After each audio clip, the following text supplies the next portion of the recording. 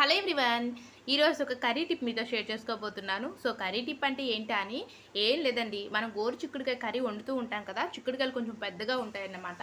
So ఈ గోరు చిక్కుడు వండేటప్పుడు ఏంటి అంటే నార్మల్గా మనం కర్రీస్ అన్నీ ఎలా వండుతామో అలానే ప్రిపేర్ చేసేస్తూ ఉంటాము. బట్ అలా కంటే కూడా ఫస్ట్ ఈ విధంగా వాటర్లోని పసుపు అలాగే కొంచెము టేస్ట్కి తగ్గట్టుగా కొంచెం సాల్ట్ కూడా యాడ్ చేసేసి ఇలా వాటర్ వేసి బాగా బాయిల్ చేసుకోవాలన్నమాట. మెత్తగా అవ్వాలి.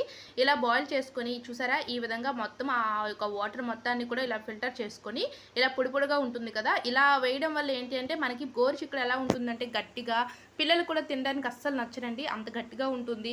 మనం అందులో నార్మల్గా ఉండేసి వాటర్ వేసినా సరే అది గడ్డిలా ఉంటుంది. అలాంటప్పుడు ఇలా ఒకసారి ట్రై చేసి చూడండి, పిల్లలు కూడా ఇష్టంగా తింటారు, మీకు కూడా తినాలనిపిస్తుంది. మనం వేడిగా పొడి పొడిగా అన్నంలో కలుపుకొని తిన్నా సరే చాలా టేస్ట్గా ఉంటుంది. వీడియో నచ్చితే ప్లీజ్ లైక్ చేసి మీ ఫ్రెండ్స్ అండ్ ఫ్యామిలీ మెంబర్స్కి వీడియోస్ని షేర్ చేయండి. ఇదే ఫస్ట్ టైం మన ఛానల్ చూస్తే ఛానల్ని సబ్స్క్రైబ్ చేసుకోండి. Thanks for watching.